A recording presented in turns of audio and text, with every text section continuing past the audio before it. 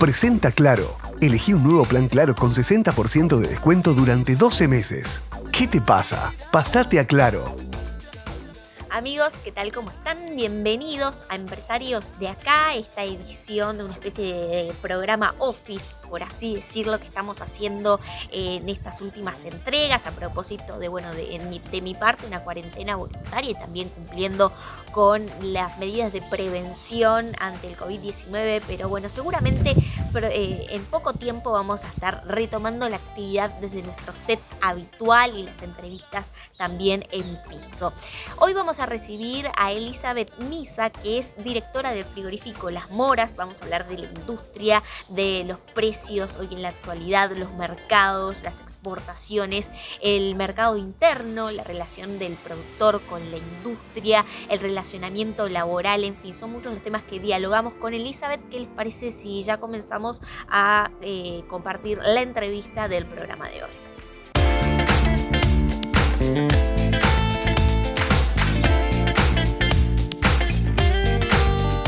Como lo anunciamos, recibimos a Elizabeth Misa, que es directora del frigorífico Las Moras. Bueno, Elizabeth, muchas gracias por estar aquí en Empresarios de Acá.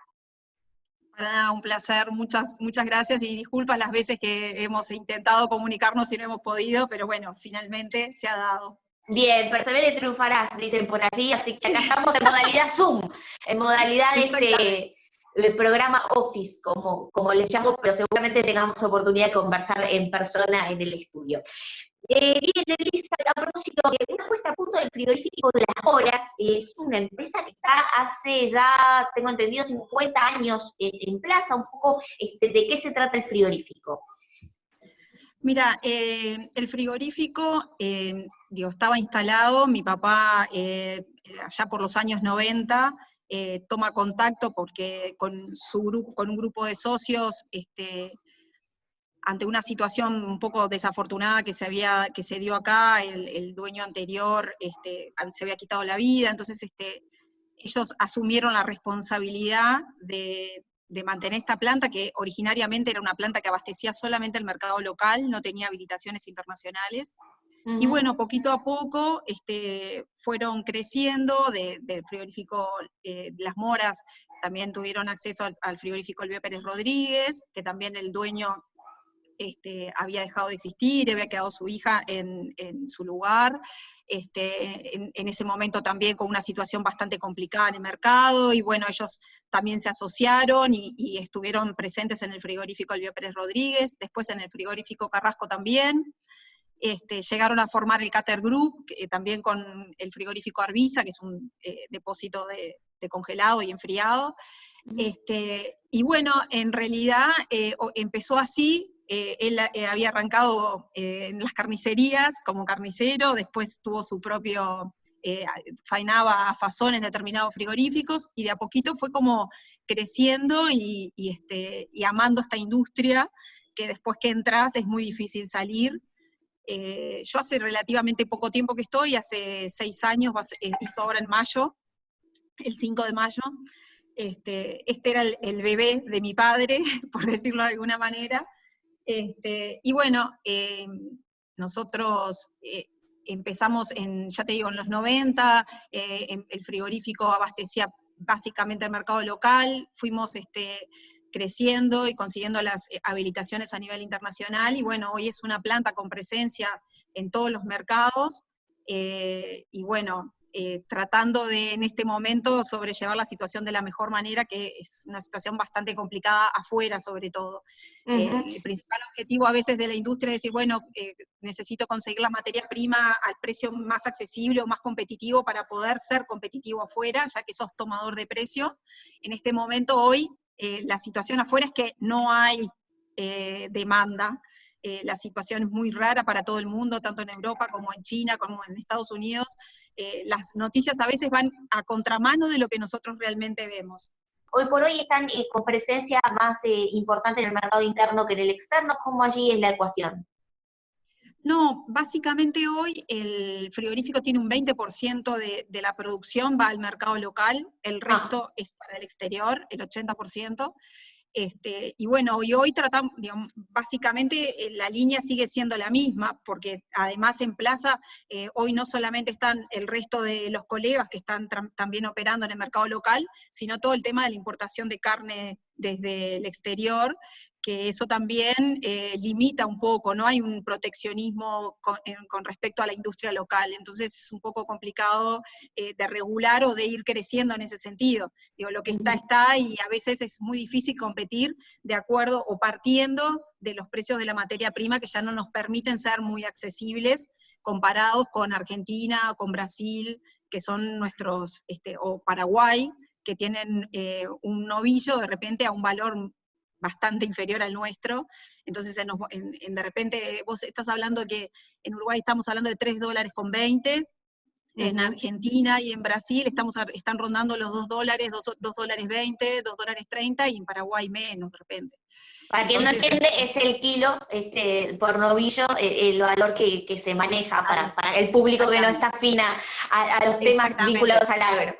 En esa proporción, $1 es mucha de la diferencia, y como para hacernos competitivos en el exterior. Entonces, a veces uno escucha comentarios de que te dicen, bueno, estábamos solamente vendiendo a China, por ejemplo, que no es verdad, porque digo, en realidad uno siempre tiene sus canales abiertos y siempre termina faenando para todos los mercados, no solamente para el chino, pero China era el único que en su momento ayudaba a validar de alguna forma el precio de la hacienda del año pasado, que llegó a los 4.35, no sé, disparate. Entonces digo, uno va tratando de canalizar y de ir viendo, bueno, dónde puede colocarlo. Ese precio realmente que hubo en ese momento, ni siquiera se pudo validar, porque nosotros, por ejemplo, todo lo que salió en diciembre, nosotros tenemos un montón de contenedores que todavía están en puerto esperando que los clientes lo levanten, por decirte un ejemplo, ¿no? Es decir, es una facturación que hoy se ve, por ejemplo, en INAC, si tú entras a ver los valores, lo podés ver, vas a ver una facturación que en realidad no existe porque aún no lo hemos cobrado, o hay muchas empresas que tuvieron que refacturar, y esas notas de crédito o esas refacturaciones no figuran en los informes reales, digamos, de INAC. ¿Por qué no? Porque digo, en definitiva, ellos informan los valores o los cumplidos de exportación, que es lo que nosotros vemos. ¿Esa carne es para China o hay otros mercados allí que están detuvieron sus operaciones? Con problemas estuvo China, que fue en noviembre, diciembre empezó toda la situación, con las refacturaciones, las bajas de precio. Hoy continúan igual, se ha perdido como el respeto al negocio o a la palabra dada. Es decir, ahora piensan que el chino no está acostumbrado a perder, entonces piensa que si llegado el momento en el mercado local los precios son inferiores, enseguida intenta trasladarlo. Cuestión que uno no lo puede hacer. Yo en mi negocio no puedo ir y decirle a un productor, mirá, sabés que lo vendí $1.000 más barato y te tengo que descontar de la hacienda que me vendiste. Uno, después que asume un compromiso, hay que cumplirlo. En Europa nos pasó exactamente lo mismo. Tuvimos una situación con el tema de la ventana de la cuota 481, con contenedores abandonados en puerto, con refacturaciones, con llegadas, digamos, fuera de cupo, que hubo que pagar la entrada dentro del mercado. Digo, toda una situación que si te lo llevo en números te querés matar, pero muy complicado, bueno. muy complicado. Les recuerdo que este espacio es presentado por Samsung, la marca de tecnología preferida por los uruguayos, que presenta Samsung Members, su nueva plataforma de beneficios y servicios. Pueden descargar la app desde Galaxy Store, y por supuesto mi agradecimiento a Samsung por toda la tecnología que nos brinda para realizar este programa semana a semana en esta modalidad teletrabajo para un programa de televisión. Es un poco curioso, pero entiendo que es la forma también de dar un mensaje y de por lo pronto no aflojar con lo que son las medidas de prevención. Ya tendremos tiempo para poder compartir habitualmente nuestras actividades desde el set. Vamos a una pausa, la última de Empresarios de Acá, y enseguida regresamos. Betel, única cadena de centros de estética y spa del Uruguay. Estudio Svet, especialistas en franquicias, presente en Empresarios de Acá.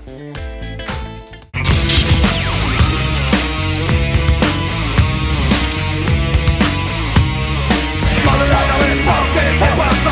Mal de la cabeza, ¿qué te pasa? Mal de la cabeza, ¿qué te pasa? Estás mal de la cabeza, ¿qué te pasa? Mal de la cabeza. Somos MMA Global Consulting. Cumplimos 25 años uniendo Uruguay al mundo. Damos la bienvenida a empresarios e inversores para asesorarlos y facilitarles la concreción de negocios a nivel global. Tenemos oficinas en Latinoamérica, Miami, socios estratégicos en Europa, Oriente Medio, Sudeste Asiático, China, Japón y Corea. Somos MMA Global Consulting. 25 años uniendo Uruguay al mundo. Hace 17 años que te acompañamos. Por eso, hoy más que nunca, nos comprometemos con uno de nuestros pilares, tu salud. Cuando todo pase, debes volver con más fuerza. Nosotros siempre estuvimos preparados para que juntos sigamos avanzando. Somos quienes te cuidamos siempre. Somos bienestar, somos fortaleza, somos compañía, somos salud. Betel Spa.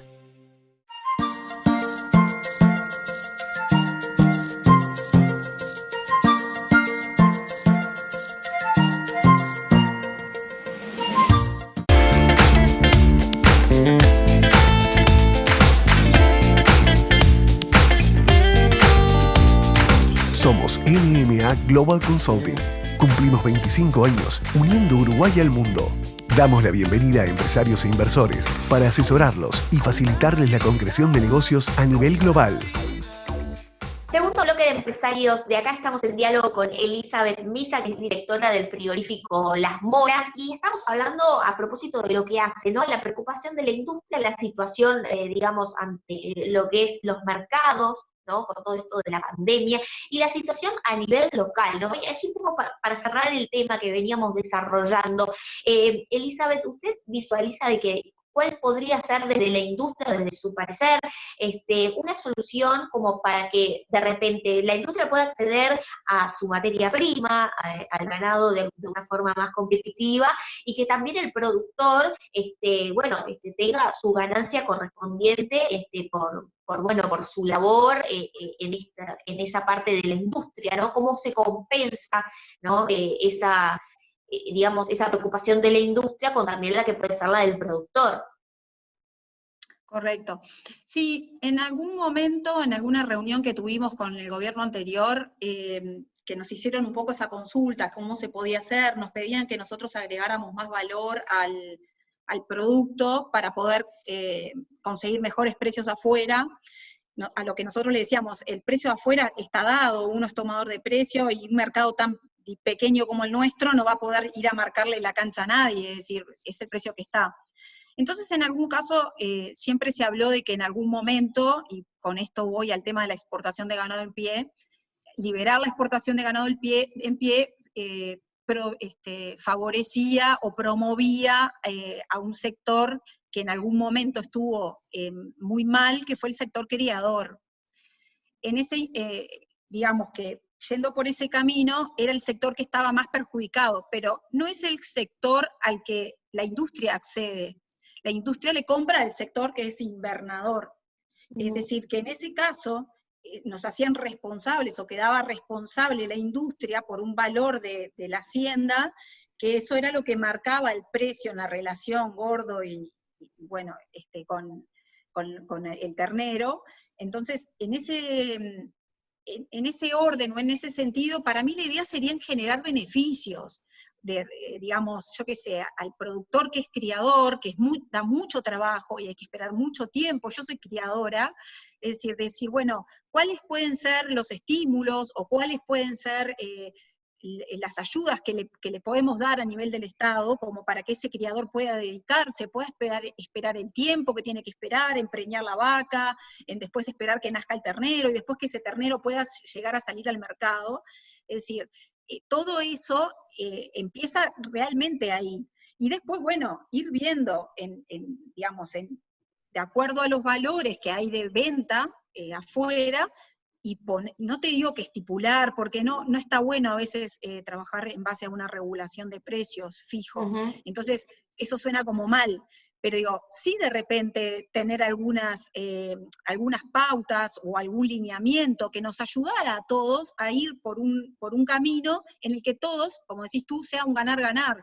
Es decir, el criador tenga su ganancia, el invernador tenga su ganancia, y el industrial también, para poder seguir llevando adelante todo lo que es la cadena. Porque digo, además de lo que te comentaba hoy, los valores, los precios de la energía, el precio, o a veces todo el tema de la mano de obra que se ha ido incrementando y que han habido arreglos muy importantes y muy buenos, pero digo, eso ha ido en desmedro de lo que podía ser el plus o la ganancia de la industria. Es decir, y te hablo de ganancia en momentos en que yo te diría que deben ser fácil 5 años que en la industria no hay números positivos. Y creo que te los contarías con los dedos de una mano las industrias que realmente han tenido. Y no se trata de malas administraciones, se trata de que en realidad no lográs hacer valer o lograr la diferencia que hay entre la materia prima y el precio de venta de exportación. Elizabeth, allí un poco hablaba de costos, ¿no? De lo que es, bueno, obviamente, mano de obra, tributos y demás. ¿Qué peso tienen los consejos de salario en el sector, ¿no? Para lo que es la industria frigorífica. Allí, ¿cómo está dado el esquema? Bueno, con respecto a eso, digo, cada vez, siempre digamos, lo que siempre se ve o se asume es que las empresas o las industrias siempre ganan, y que el trabajador siempre tiene que ir ganando. Y esa no es la realidad.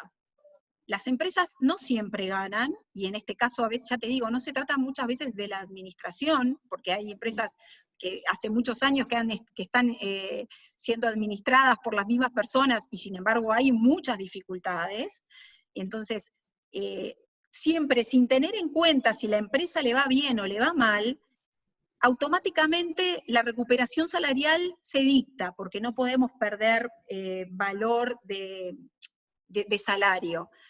Pero a veces ese valor de salario o intentar mantener eso implica que en la industria uno tiene que reestructurarse o te terminás reestructurando, bajando los puestos de trabajo para poder mantener, digamos, una ecuación que a veces es muy difícil.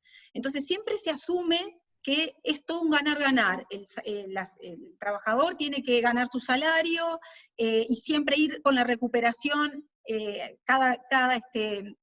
cada año hay un ajuste por correctivo, y bueno, todas las industrias tenemos que ir en el ajuste por correctivo. En las pautas por el Consejo de Salario, se manejan varias instancias no, 3 niveles, un nivel en problemas, un nivel que estás más o menos en problemas y otro nivel en el cual estás bien. Nosotros ya en el consejo anterior ya éramos un sector en problemas, sin embargo, estuvimos laudando arriba del 11% en total. Es decir, una recuperación que está bien, mantenía el salario de los trabajadores, pero no tenía en cuenta la real situación del sector. Entonces, a veces es como que, y de repente el resto de la gente, es muy difícil que entiendan que vos decís, manejás un montón de dinero, trabajás todos los días, estás haciendo un montón de cosas, y es difícil que la gente entienda que no ganás plata. Pues realmente en Uruguay pasa eso. Tenés una industria, trabajás, la verdad, yo trabajo de lunes a domingo, y sin embargo, no logramos hacer una diferencia, ni ganar plata ni hablar, ¿no? Ni siquiera a veces lográs cubrir los costos. Elizabeth, y un poco que se puede mencionar, que se puede vislumbrar para la próxima ronda, digo, son temas que están tratando desde la industria, desde la Cámara, digo, seguramente ustedes están contando con otros empresarios, y bueno, también proyectando, ¿no? Lo que tiene que ver con, bueno, con la próxima ronda salarial. Sí, en la próxima, en principio nosotros, el gobierno anterior ya nos llamó en diciembre para empezar las negociaciones, porque éramos de los primeros que teníamos que estar negociando. Bueno, hubo un montón de reuniones, ahora ante la situación del COVID, eso quedó un poco neutralizado, y por lo que tengo entendido, la idea es postergar el acuerdo del Consejo de Salario por 1 año, o por lo menos eso fue lo que escuché que dijo Mieres, para dar un poco de un marco, ¿no? Y de ver cómo ir resolviendo. Pero también en esa situación uno se dice, bueno, y vamos a seguir 1 año más, pero el ajuste que vamos a hacer, en base a qué lo vamos a hacer, o cuál va a ser la pauta que se va a tomar, porque hoy estamos hablando de 2 dígitos de inflación, que no refleja de repente lo que fue el año pasado, y a su vez también, por ejemplo, en el convenio anterior nosotros tuvimos una diferenciación en un más, es decir, se terminó ajustando un poquito más de lo que realmente había que ajustar, y en ese caso no hay una vuelta atrás, lo que ya se dio, entonces no se quita. Y entonces decir, bueno, en este caso, ¿qué vamos a hacer? ¿Vamos a mantener en un marco en el que hay gente que no tiene trabajo? ¿Vamos a estar peleando por ganar o seguir subiendo salarialmente, cuando en realidad las empresas tampoco están ganando? Hoy uno tiene la responsabilidad y escucha a la ministra Arbeleche y hace eco e intenta no parar los motores, como pide ella, y nosotros hemos estado desde un principio generando inclusive una pausa sanitaria para lograr para que todos los trabajadores estuvieran tranquilos de que no había nadie que tuviera COVID. Empezamos a trabajar, hemos arrancado y no hemos parado, todos con unas medidas sanitarias extremas, que digamos, ya la industria tiene unas medidas, el sector de hecho lo tiene. Nosotros aumentamos todo lo que son controles de entrada, de higiene, en comedores, en vestuarios, en la planta en general, aún mucho más de lo que teníamos, con nuevas cuadrillas. Contrariamente a lo que ha pasado, que en varios lugares se saca gente, nosotros hemos tenido que incorporar gente, hemos incrementado los costos con mascarillas, con protecciones, con muchas cosas que se usaban, pero ahora se triplicó o cuadruplicó, porque de repente antes alguien estaba con la mascarilla todo el día y no se la cambiaba. Hoy estamos todo el tiempo cambiando, y que está bien que pase, y estamos todo el tiempo con el alcohol en gel, en todas las partes de la planta, afuera, en la cantina, en el vestuario, cada vez que vamos a tocar algo. Entonces, uno ha trabajado, ha incrementado muchísimo los costos en ese sentido, pero, digamos, teniendo un objetivo. Hoy estamos trabajando tranquilos, estamos seguros, estamos por un camino que estamos convencidos que es el que tenemos que tener.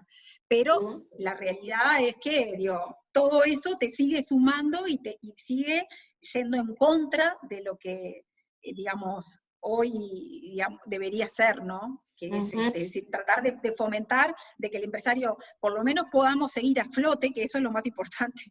¿El cambio de gobierno vislumbra justamente un cambio en este relacionamiento empresario-gobierno, más escucha, más participación, si entiende que no la había, Bueno, uno quiere creer que sí, que podría haber más participación. Uno sentía que no se medía de la misma manera, o siempre era como que cualquier encuentro que se diera en la DINATRA era un 2 contra 1 siempre.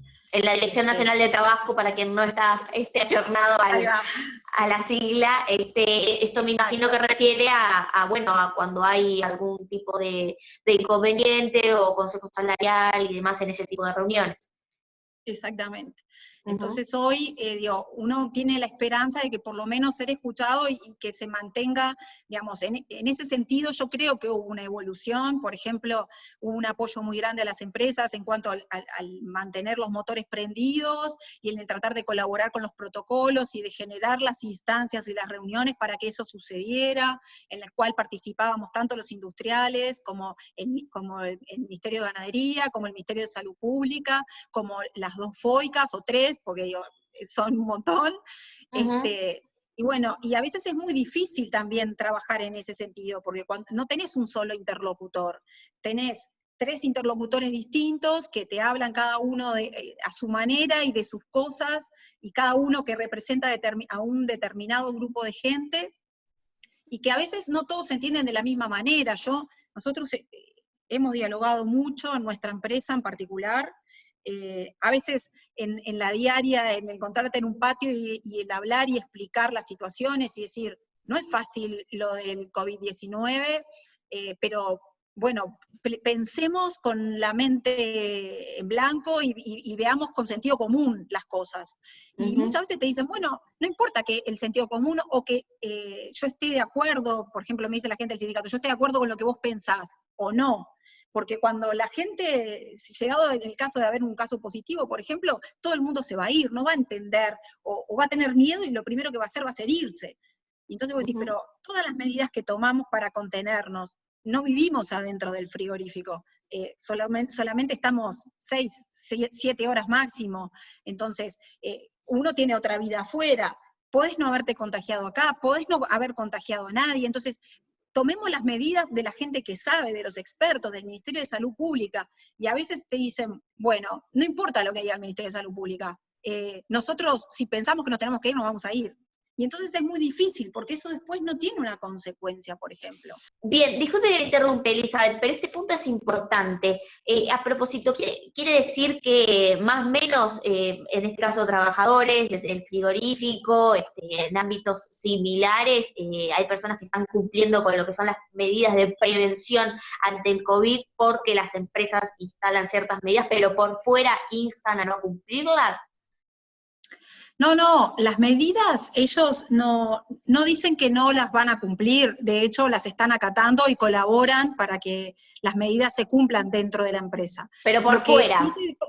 Por fuera es como que ellos dicen que no tienen dominio, que es lo que nos pasa a nosotros. ¿Qué pasa fuera de la empresa? Si mantienen reuniones familiares o si salían, no ahora, pero en determinado momento, eso era como muy difícil de controlar. Claro. Y además, por ejemplo, lo que sí nos decían era que en el caso de que hubiera un positivo dentro de planta, que por más que en el ministerio, el protocolo que hubiese salido, instara que el médico ocupacional fuera el que realmente determinara quiénes eran las personas que sí habían estado en un contacto directo, estrecho, con EPP, que son los elementos de protección, entonces en ese caso, recién el médico daría el certificado para que le hicieran el test. Ellos pretendían que ante un caso positivo se le hiciera el test a toda la planta. Que eso nos ha llevado varias reuniones de tratar de hacerles entender que no iba a ser así, que inclusive el ministerio, basado en las experiencias de otros países, había determinado que el médico ocupacional era el que iba a determinar cuáles eran las personas que estaban directamente relacionadas. Porque además te podía pasar que, por ejemplo, en corrales, que son personas que no están en contacto con el resto de la planta, se podía dar en ese lugar, o de repente en la noche, en la carga de abasto. Entonces son gente que de repente hay 14 personas trabajando en ese sector, entonces no tenía sentido como que toda la planta quedara aislada o sin trabajo porque hubiera un sector que estuviera implicado o en riesgo.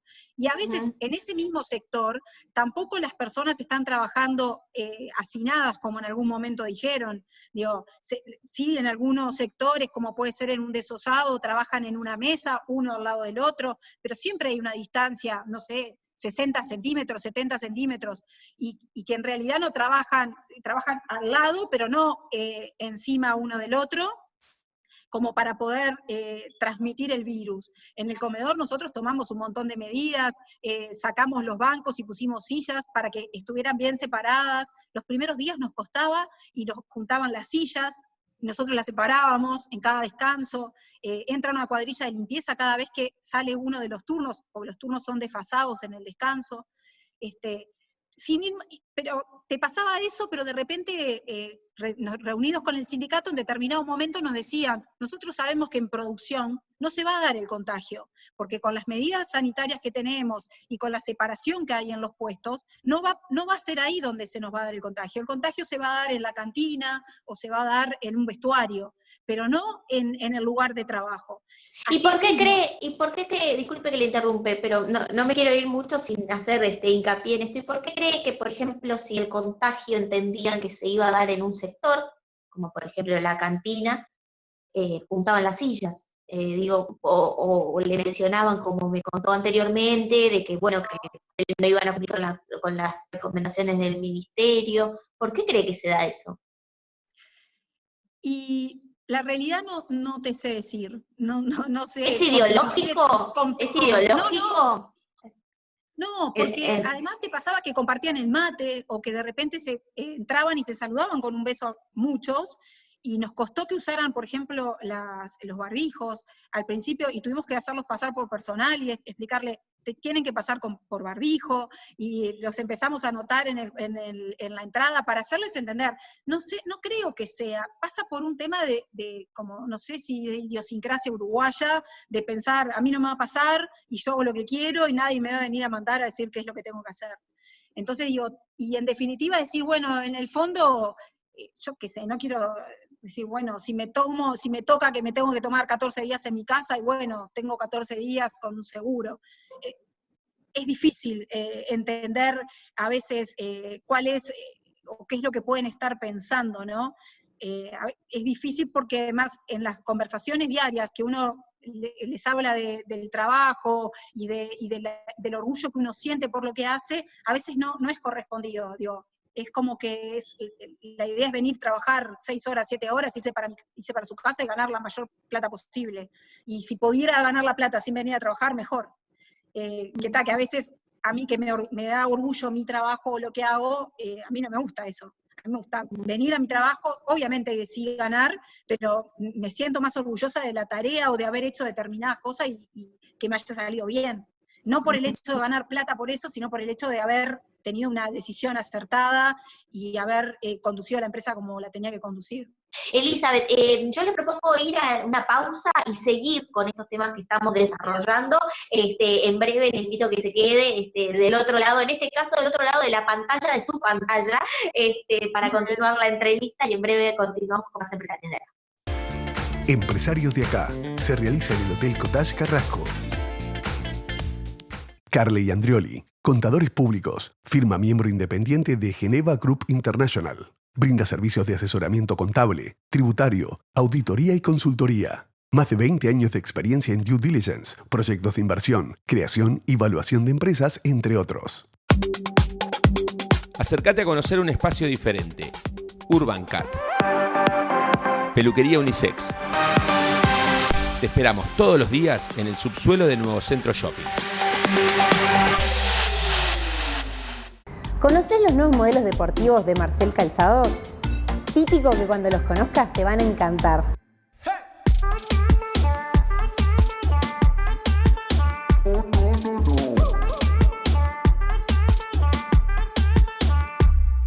Encontralos en todas las sucursales y en marcel.uy.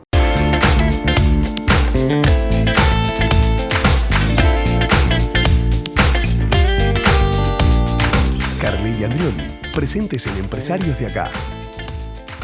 Tercer y último bloque de Empresarios de Acá. El diálogo hoy es con Elizabeth Misa, que es directora del frigorífico Las Moras, y estábamos hablando sobre aspectos que hacen a la cultura del trabajo, al entendimiento diario que tienen que tener trabajadores y empresarios, el relacionamiento.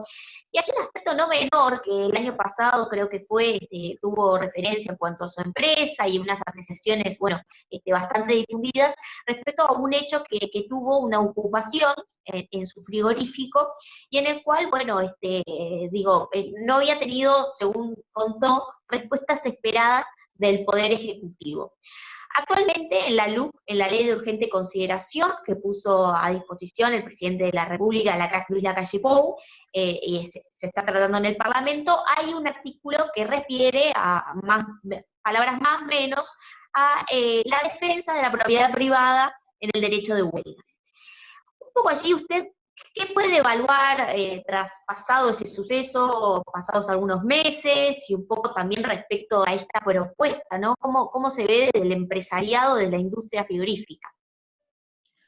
Bueno, en aquel momento, que fue en el 2018, fue una situación bastante difícil, sobre todo porque mi papá era el dueño de la empresa y estaba cursando una enfermedad muy importante, muy grave, y lo que lo mantenía como activo y entusiasmado era venir a la empresa todos los días. Y llegar a la puerta y tener que darse marcha atrás por no poder entrar, era una situación que eso no lo voy a poder olvidar, ¿no? Y sin estar en ese marco tan, digamos, significativo o emotivo para mí, no debería suceder nunca que alguien no pudiera entrar a su lugar o a su empresa. Y Y yo entiendo y soy partidaria del derecho de los trabajadores, me parece muy bien que se quieran respetar o que se hagan respetar determinados derechos. Pero yo creo que en Uruguay los derechos de los trabajadores existen. No estamos hablando de lugares de hacinamiento o de lugares donde no están las condiciones de trabajo dadas. No existe esa situación. Entonces, a veces sentirse expuesto, vulnerado o no sé, sacado de su lugar, yo me tuve que ir de mi oficina, nadie había entrado de la gente del sindicato, nadie entraba a mi oficina, nosotros tenemos una sala de reuniones, me sacaron de mi oficina, tapiaron mis ventanas, mi puerta. Fue una situación de vulnerabilidad muy fea. Y que además estuvimos afuera un montón de días donde también uno como referente tenía que darle la contención al resto de la gente que sí quería entrar, que viera que había una necesidad y una voluntad de volver, de que la empresa iba a seguir adelante, que íbamos a buscar las maneras y las formas de poder reiniciar la actividad. Eso requirió un esfuerzo, bueno, con decirte que terminamos operando desde la casa de nuestros abogados, después estuvimos operando en el comercio de unos amigos que tenían unas oficinas que estaban sin usar, y nos ubicamos ahí, pusimos la bandera del frigorífico, y desde ahí recibíamos a los productores y recibíamos a nuestros clientes, tratando de contener de alguna manera y de ser referencia para el resto de la gente que quería entrar a trabajar y que no podía. Y ¿Durante cuánto tiempo estuvo ocupada la planta en aquel hecho? 15 días. ¿Y cómo se llega a una situación así? Más allá de cómo se sale, ¿no? Digo, porque es bastante complejo. Bueno, mira, supongo que autoridades intervinieron. Llevábamos 1 año y medio de negociación en un tema de recuperación salarial exagerado, que en definitiva, después inclusive hablando con cada sector en particular, que eso me llevó a terminar hablando con la gente de faena, con los operarios de faena, 2 reuniones de casi 3 horas, que me grabaran las reuniones sin yo saber que las estaban grabando, con la gente del desosado, con todos los sectores me reuní en particular, con todos hablé, con todos les expliqué, porque en algún momento estaban decididos a hacer una ocupación, y en muchos casos sin saber realmente qué era por lo que estaban peleando. ¿Me explico? Porque digo, en definitiva era, bueno, vamos a ocupar, y ocuparon, y en esa semana habíamos estado una semana, habíamos traído 300 animales un lunes, y habíamos estado toda la semana para faenar los 300 animales, porque con las medidas sindicales faenaban de a 30 y 35 animales por día. Desoyendo todo lo que es el tema del bienestar animal, todas las condiciones sanitarias de los animales, digo, un montón de situaciones totalmente fuera de lugar. Se llegó a esa situación porque no había avance, nos reuníamos en tripartitas, en bipartitas, y la posición era muy cerrada, no había, como que no había salida más que sí o sí dar un aumento, una recuperación salarial, que en ese momento nosotros no estábamos en condiciones de dar, y lo que te decía, se asume que el empresario o que la industria gana plata, entonces es tu obligación siempre dar un aumento. No cabe en la cabeza de los operarios o hasta a veces del resto de la gente, hasta de los productores, que vos no estés teniendo un rédito. Entonces cuando tú le decís, si yo estoy faenando por debajo de mi punto de equilibrio, no estoy ganando plata, ellos te dicen, bueno, ¿y por qué seguís faenando? Y sigo faenando porque es la única manera que tengo para poder de alguna manera contrarrestar algo de los costos fijos que tengo, porque tengo carne en las cámaras y tengo que dejarlas prendidas, porque hay un mínimo que sí lo vas a tener que cubrir. En aquel momento les hablaba, de pique yo tengo que cubrir $600.000, sin actividad, la planta cerrada yo tengo que pagar $600.000, pase lo que pase. Es mucho dinero. Entonces, claro, ellos de repente te dicen, bueno, si tenés que pagar $600.000 de costo, no me podés dar a mí 100 pesos más, 1.000 pesos más por día, ¿qué te hace? Y vos decís, bueno, pero que en la suma de los 600.000, digo, si yo todavía le sumo 1.000 pesos más por día para cada uno, yo en 2 meses termino colapsada y tengo que cerrar la empresa. Entonces, todo el mundo sabe o manda en la empresa del otro, ¿no? O te dicen, bueno, ¿por qué no haces tal cosa? O ¿por qué no? Y la realidad es que uno cuando toma las medidas o toma las decisiones, las hace basada en fundamentos, en números y en estudios hechos. No es que un capricho que diga, no le quiero pagar.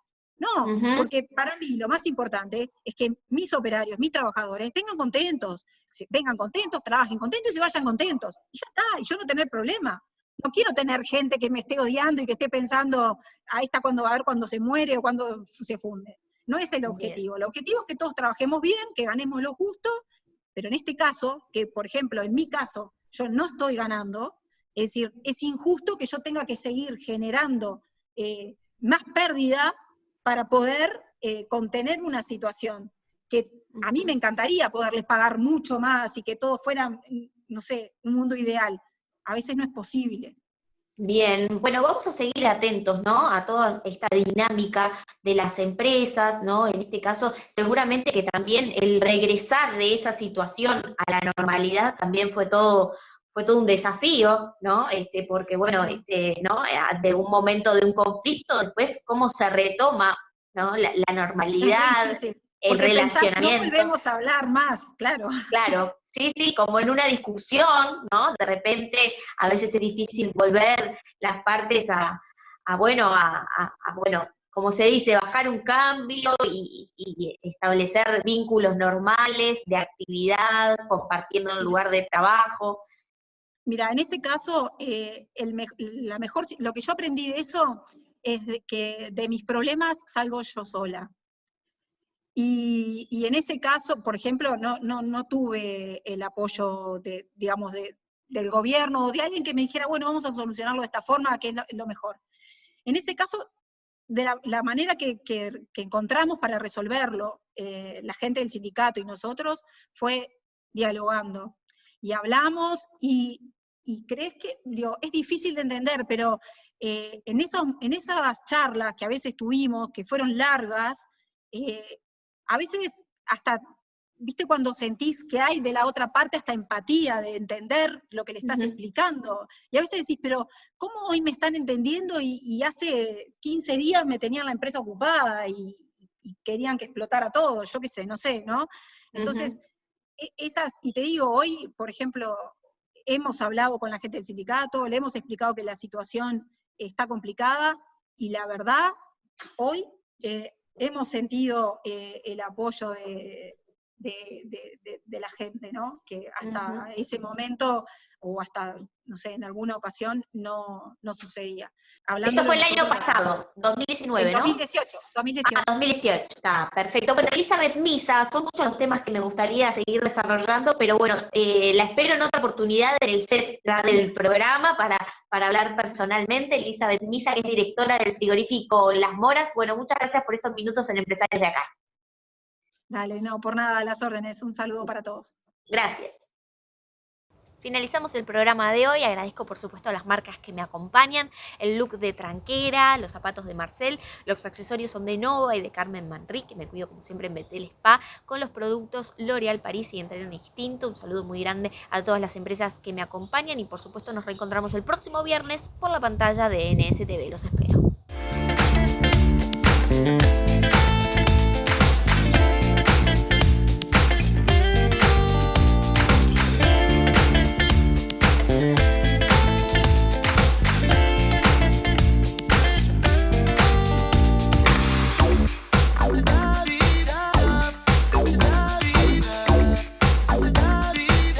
Presentó Claro. Elegí un nuevo plan Claro con 60% de descuento durante 12 meses. ¿Qué te pasa? Pásate a Claro.